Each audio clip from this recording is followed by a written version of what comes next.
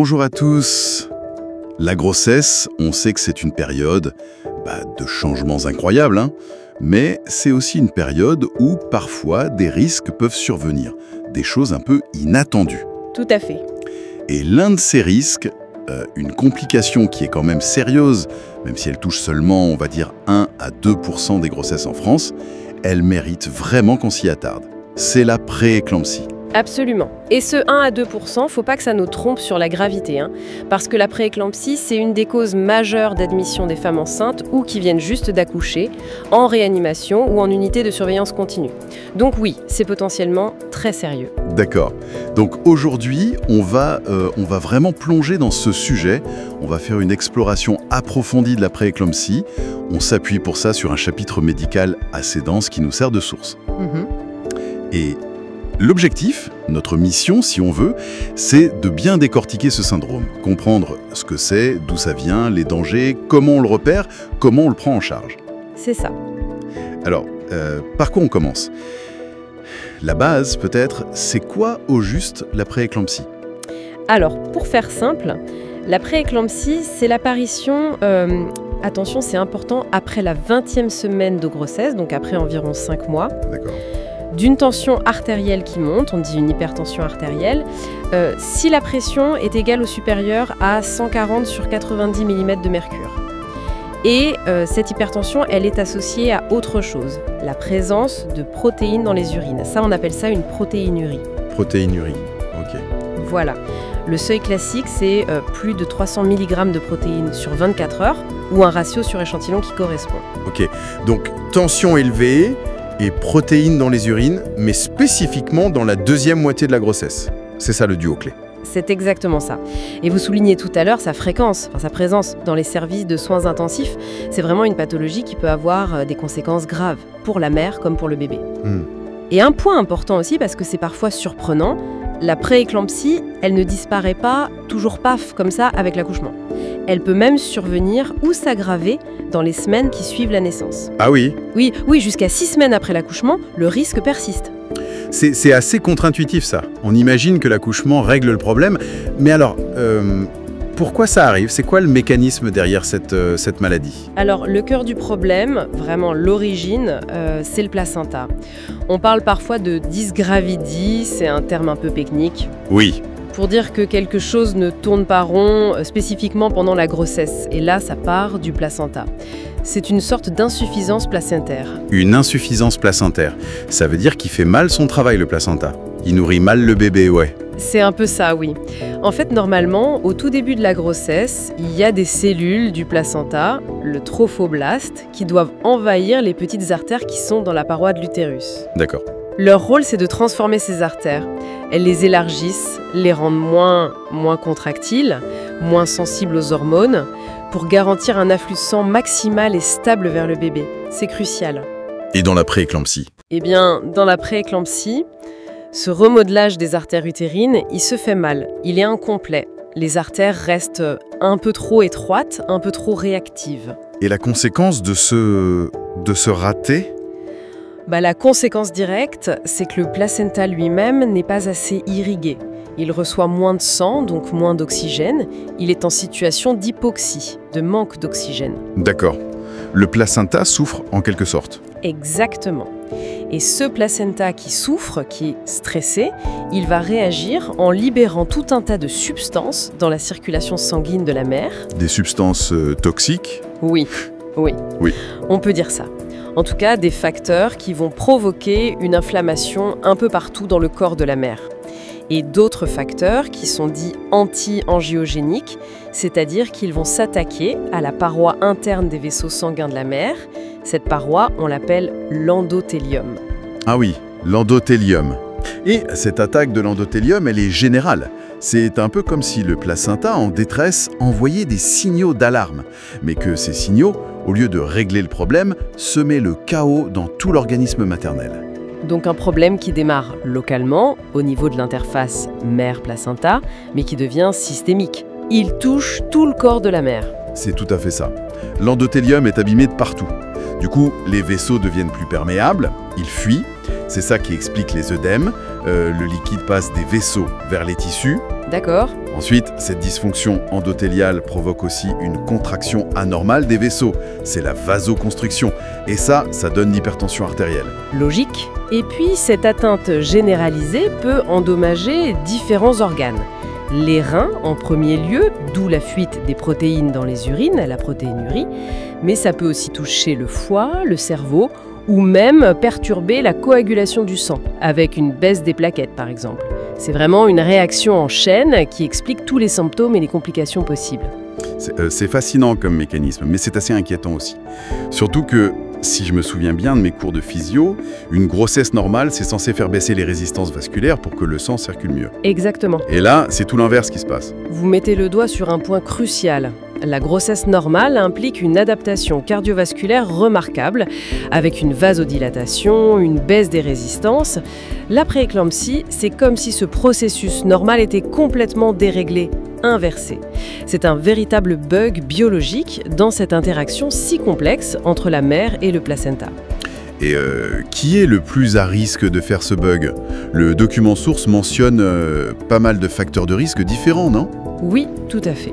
Les facteurs de risque sont nombreux et ils peuvent se combiner, s'additionner. On peut les classer en plusieurs catégories. Il y a des facteurs génétiques, immunologiques, environnementaux aussi, et puis, bien sûr, des facteurs liés à la mère elle-même ou à la grossesse en cours. D'accord. On peut peut-être donner quelques exemples concrets pour que ça parle plus. Oui, bien sûr. Alors, sur le plan génétique, par exemple, si votre mère ou votre sœur a eu une prééclampsie, votre risque est plus élevé. D'accord. Histoire familiale. Voilà. Ensuite, l'aspect immunologique est assez intéressant. Une première grossesse, c'est un facteur de risque majeur. Le risque est multiplié par 3. Ah oui, quand même. Oui. L'idée, c'est que le système immunitaire de la mère rencontre pour la première fois les antigènes paternels, via le fœtus et le placenta. Et parfois, cette rencontre se passe mal. Un changement de partenaire récent ou même le recours à un don de sperme pourrait jouer un rôle un peu similaire.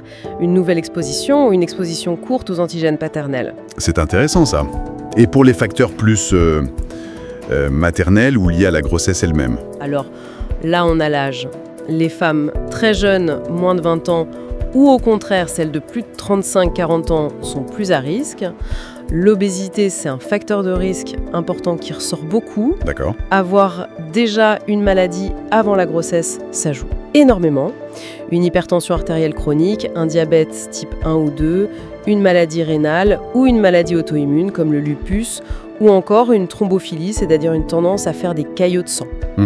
Et puis bien sûr, il y a les facteurs liés à la grossesse actuelle. Attendre des jumeaux, des triplés, ça augmente beaucoup le risque. Et un des facteurs de risque les plus forts, c'est d'avoir déjà fait une prééclampsie lors d'une grossesse précédente. Le risque de récidive est élevé. On voit que c'est vraiment multifactoriel. Il n'y a pas une seule cause, mais plein de choses qui peuvent s'accumuler. Exactement. Revenons au diagnostic. On a les 2 critères de base dont vous parliez, tension haute et protéines dans les urines après 20 semaines. Est-ce qu'il y a d'autres signes qui devraient mettre la puce à l'oreille, soit à la femme enceinte, soit à son médecin ou sa sage-femme? Oui, il peut y avoir des signes cliniques d'alerte. Par exemple, l'apparition assez rapide d'œdèmes. Pas juste les pieds un peu gonflés en fin de journée, mais des œdèmes qui touchent aussi les mains, le visage et qui apparaissent brutalement. Ah oui. Une prise de poids très rapide, genre plusieurs kilos en quelques jours, ça doit aussi alerter. Même si les œdèmes et la prise de poids sont courants en fin de grossesse, la rapidité d'apparition est suspecte. D'accord. Et puis parfois à l'examen clinique, on mesure la hauteur de l'utérus et on peut se rendre compte qu'elle est inférieure à ce qu'on attendrait pour l'âge de la grossesse. Ça peut être un signe indirect qu'il y a un retard de croissance du bébé, le fameux RCU, qui est souvent lié à cette insuffisance placentaire. Donc la surveillance régulière à chaque consultation prénatale, de la tension artérielle et la recherche de protéines dans les urines, même si c'est juste avec une petite bandelette au début, c'est vraiment fondamental. Absolument fondamental. C'est la base du dépistage. La mesure de la tension doit être faite correctement, au repos, avec un brassard adapté. Et la recherche de protéinurie, d'abord à la bandelette, et si elle est positive, on confirme par un dosage plus précis sur 24 heures ou sur échantillon. Et une fois que le diagnostic est posé, j'imagine qu'il faut aller plus loin. Il faut évaluer si c'est juste une prééclampsie ou si c'est plus grave. Oui, c'est crucial. Il faut évaluer la sévérité. Parce que la situation peut basculer assez vite vers des complications. C'est là qu'on parle de prééclampsie sévère. Qu'est-ce qui fait qu'on la qualifie de sévère? En gros, on dit qu'elle est sévère dès qu'il y a au moins un signe qui montre que les organes vitaux de la mère sont sérieusement atteints ou que le bébé est en danger immédiat. La sévérité, elle se juge vraiment sur l'intensité de l'atteinte de ces organes cibles. Et concrètement, c'est quoi ces signes de danger, ces critères de gravité? Alors, chez la mère, ça peut être une tension artérielle qui devient vraiment très élevée, par exemple 160 pour la maximale ou 110 pour la minimale ou plus. D'accord, des chiffres très hauts. Oui. Des signes que les reins fonctionnent mal, une protéinurie très importante, plus de 3 grammes par 24 heures, ou une créatinine qui monte dans le sang, ou alors une oligurie, c'est-à-dire qu'elle urine très peu, moins de 500 ml par jour. Il y a aussi l'atteinte du foie. Le signe d'alerte clinique, c'est la fameuse douleur en barre sous les côtes à droite ou au creux de l'estomac, une douleur qui ne passe pas. Et biologiquement, on voit les enzymes du foie, les transaminases, ASAT et ALT qui grimpent en flèche. Ok. L'atteinte hématologique, c'est surtout la baisse des plaquettes. Si elles descendent en dessous de 100 000 par millimètre cube, c'est un signe de gravité. On parle de thrombopénie. D'accord. Et puis, il y a les signes neurologiques. Ça, c'est très important. Des maux de tête intenses, inhabituels, qui résistent aux antidouleurs classiques. Des troubles visuels, voire des mouches volantes, des phosphènes, des éclairs, une vision floue. Des troubles auditifs, comme des bourdonnements d'oreilles, acouphènes. Ou à l'examen, des réflexes ostéotendineux qui sont très vifs, exagérés. Tous ces signes neurologiques, ça fait penser à un risque pour le cerveau, non? Exactement, ce sont des signes qui peuvent précéder la complication neurologique la plus grave, l'éclampsie. Et enfin, dernier type de signe de gravité maternelle, l'atteinte pulmonaire, l'œdème aigu du poumon, OAP, qui se manifeste par des difficultés à respirer soudaines, une toux, parfois une douleur dans la poitrine. Là, on sent que, oui, le niveau de préoccupation monte vraiment d'un cran. Ces signes de sévérité, ils annoncent un risque de complications qui peuvent être redoutables, j'imagine. Absolument redoutable. C'est vraiment le seuil où le pronostic vital de la mère ou du bébé peut être engagé à très court terme. Et parmi ces complications, la plus connue, la plus emblématique peut-être, c'est l'éclampsie. L'éclampsie, c'est la crise de convulsion, c'est ça? C'est ça. C'est la survenue d'une crise convulsive généralisée, tonico-clonique, qui ressemble beaucoup à une crise d'épilepsie. Ou parfois, ça peut être un coma d'emblée chez une femme qui a une prééclampsie. C'est une urgence neurologique absolue. Et elle arrive comme ça, sans prévenir, ou il y a des signes avant-coureurs? Souvent, heureusement, il y a des signes avant-coureurs. Ce sont justement ces signes neurologiques dont on parlait, les maux de tête très forts, les troubles visuels, les acouphènes, les réflexes très vifs.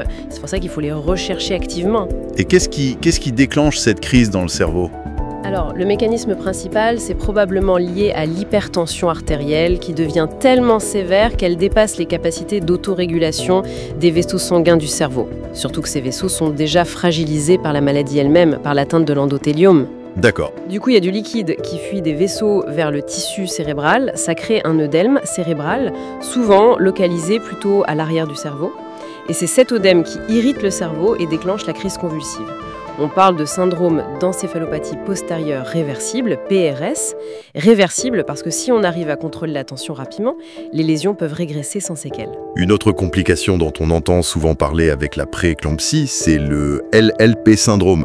Qu'est-ce que c'est exactement, HELP? Oui, HELP, c'est un acronyme anglais qui décrit en fait une triade d'anomalies biologiques qui surviennent souvent ensemble dans les formes graves de prééclampsie. Alors H pour hémolysis, c'est l'hémolyse, la destruction des globules rouges. D'accord. L pour Elevated Liver Enzymes, c'est l'élévation des enzymes du foie, les transaminases qui signent une attente hépatique, une cytolyse. Et LEP pour Low Platelets, c'est la baisse des plaquettes, la thrombopénie. Et ça se manifeste comment pour la patiente? Quels sont les symptômes? Le symptôme le plus typique, le plus évocateur du LLP syndrome, c'est souvent cette fameuse douleur épigastrique en barre ou sous les côtes à droite, hypocondre droit. Une douleur intense, persistante, qui résiste aux médicaments habituels contre la douleur. C'est vraiment un signe d'alarme majeur. Ok, cette douleur en barre égale alerte LLP potentielle. Voilà. Le LLP syndrome, c'est grave parce que ça combine l'atteinte du foie et les problèmes de plaquettes, ce qui peut entraîner des troubles de la coagulation très sévères. Et il y a une complication particulièrement redoutée, c'est l'hématome sous-capsulaire du foie. C'est une poche de sang qui se forme sous l'enveloppe qui entoure le foie. Ah oui. Et le risque majeur, c'est que cet hématome se rompe. Ça provoque une hémorragie interne massive, cataclysmique. D'accord. Et il y a aussi l'hématome rétroplacentaire, l'HRP, c'est lié aussi? Oui, l'HRP, c'est une autre complication redoutable, très associée à la prééclampsie, surtout quand l'hypertension est sévère. L'hématome rétroplacentaire, c'est le décollement prématuré du placenta. Normalement, le placenta reste collé à la paroi de l'utérus jusqu'à la naissance du bébé. Là, il se décolle avant. Et ça saigne? Oui, un hématome, une poche de sang, se forme entre le placenta et la paroi de l'utérus. C'est une urgence vitale absolue pour le bébé parce que son approvisionnement en oxygène est brutalement interrompu. Il est en souffrance aiguë immédiate. Et pour la mère? C'est aussi une urgence pour la mère. Il y a un risque d'hémorragie très importante, parfois cachée au début, et aussi un risque de déclencher une CIVD, une coagulation intravasculaire disséminée, où tout le système de coagulation s'emballe et s'épuise. L'état de choc peut être masqué au début par l'hypertension préexistante. Comment on le suspecte, cet HRP? Le tableau classique, c'est l'apparition brutale d'une douleur abdominale très intense, continue. L'utérus devient extrêmement dur, contracté en permanence. On parle de ventre de bois. Ventre de bois, ok. Il peut y avoir des saignements par voie vaginale, mais attention, ils sont souvent peu abondants, d'aspect noirâtre, et ils ne reflètent pas du tout l'importance de l'hémorragie qui peut être interne. Le diagnostic est avant tout clinique et il faut agir extrêmement vite. On a beaucoup parlé des risques pour la mère, mais vu que tout part du placenta, j'imagine que le bébé est en première ligne aussi. Ah oui, bien sûr. Le bébé est directement impacté par cette insuffisance placentaire. Comme le placenta fonctionne mal, il ne reçoit pas assez de nutriments, pas assez d'oxygène. Donc, les principaux risques pour le fœtus, c'est d'abord le retard de croissance intra-utérin, le RCEU. D'accord. Ensuite, c'est la prématurité. Très souvent, on est obligé de faire naître le bébé avant terme, soit pour sauver la mère dont l'état s'aggrave, soit parce que le bébé lui-même montre des signes de souffrance à cause du manque d'oxygène. Et cette souffrance, on peut la voir? Oui, on la surveille de très près. Elle peut se manifester pendant le travail, mais aussi avant. On la détecte grâce au monitoring du rythme cardiaque fœtal, qui peut montrer des anomalies, et aussi avec les examens Doppler, qui mesurent les flux sanguins dans les artères du bébé et du cordon. Si ces flux sont mauvais, ça montre que le bébé a du mal à compenser. D'accord. Et dans les cas les plus graves, malheureusement, la prééclampsie peut entraîner la mort du fœtus in utero.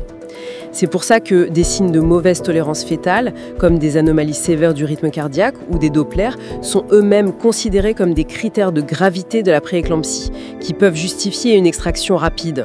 Face à une suspicion ou une confirmation de prééclampsie, comment on procède pour l'évaluation? J'imagine qu'il faut aller vite. Oui, le temps est compté, surtout s'il y a des signes de sévérité. L'évaluation doit être rapide, méthodique et complète. Ça commence par un examen clinique très attentif.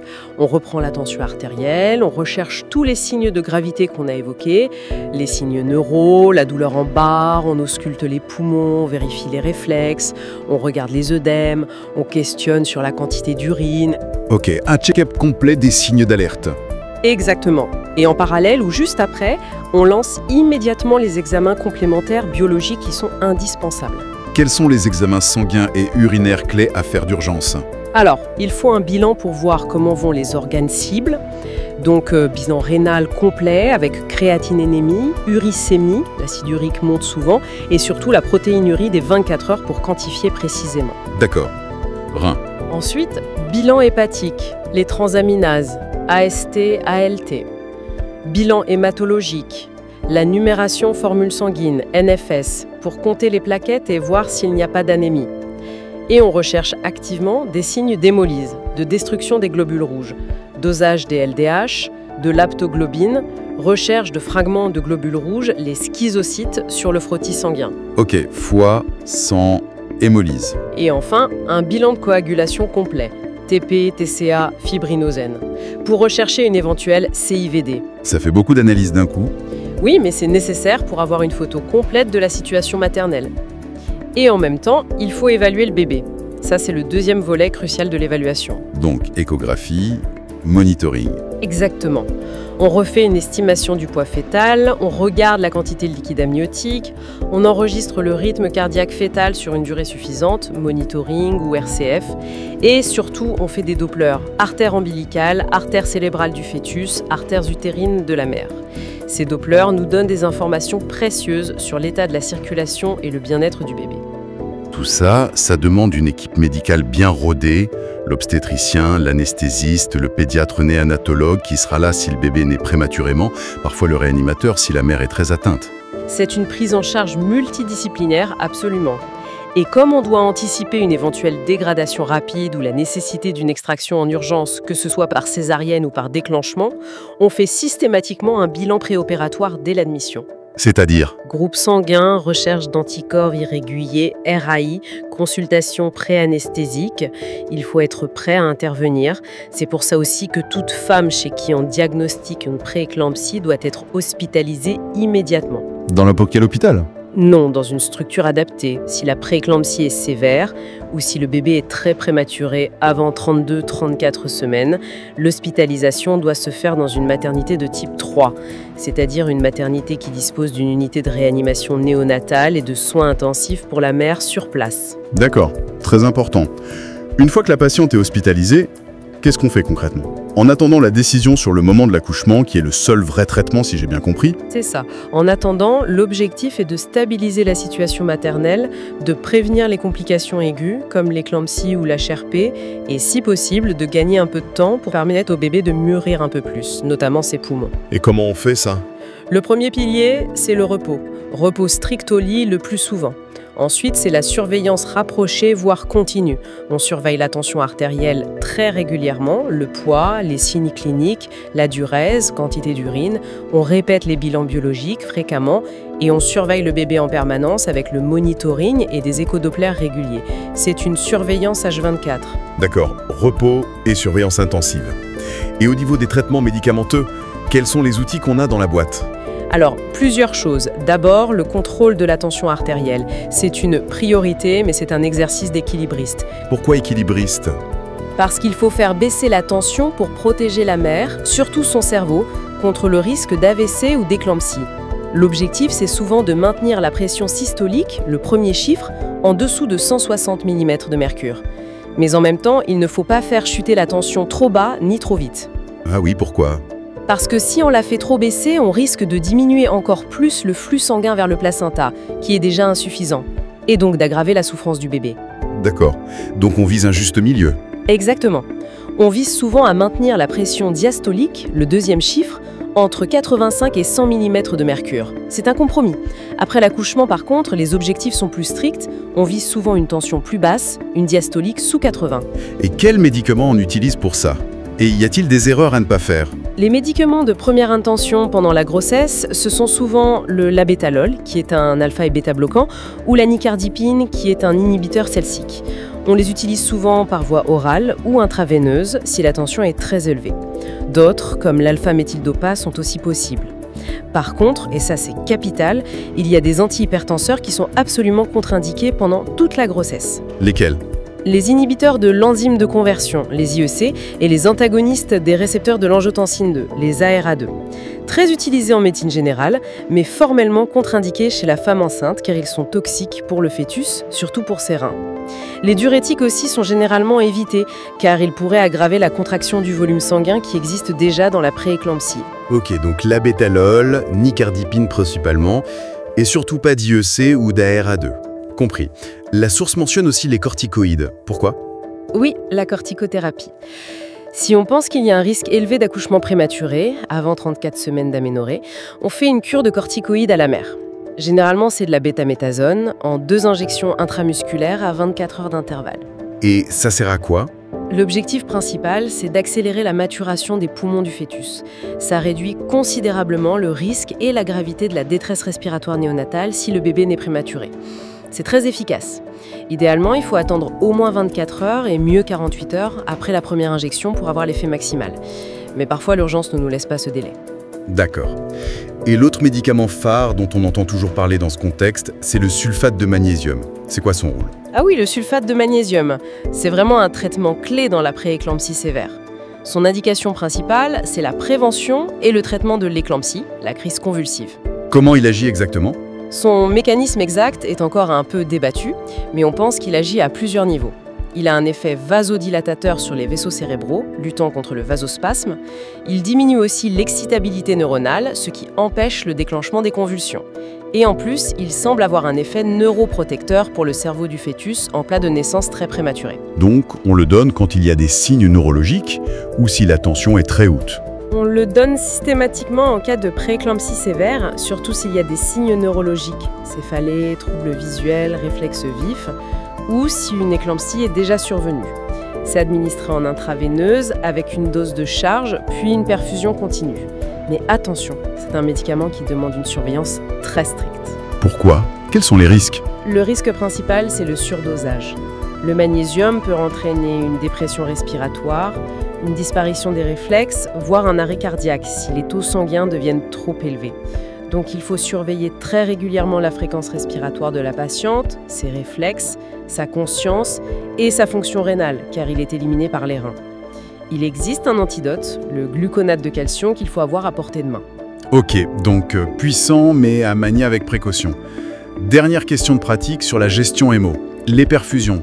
On a dit qu'il y avait une contraction du volume sanguin, mais aussi un risque d'œdème pulmonaire parce que les vaisseaux fuient. Alors, faut-il perfuser beaucoup ces patientes ou au contraire être très restrictif? C'est un point très important et assez délicat. C'est vrai qu'il y a une hypovolémie relative. Le volume de sang circulant est diminué.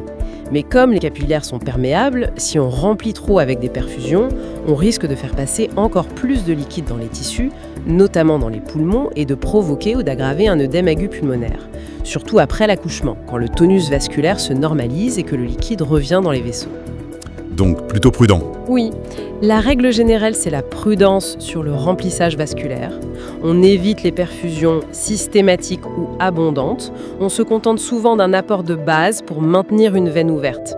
Sauf, bien sûr, dans des situations spécifiques où on anticipe une perte de volume, comme avant une anesthésie péridurale ou rachianesthésie, ou en cas d'hémorragie avérée, là, il faut compenser.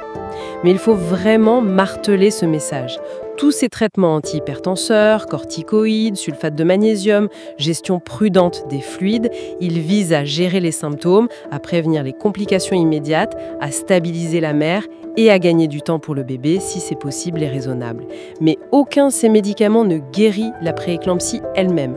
Parce que la cause est toujours là, le placenta défaillant. Exactement. Le seul traitement curatif définitif de la prééclampsie, c'est l'arrêt de la grossesse, c'est-à-dire l'extraction du fœtus et surtout du placenta. C'est la délivrance du placenta qui va permettre au mécanisme pathologique de s'interrompre progressivement. Et la décision d'arrêter la grossesse, elle se prend comment? C'est toujours une césarienne en urgence? Pas forcément. Le timing de l'accouchement et la voie d'accouchement, voie basse ou césarienne, c'est une décision complexe, prise au cas par cas.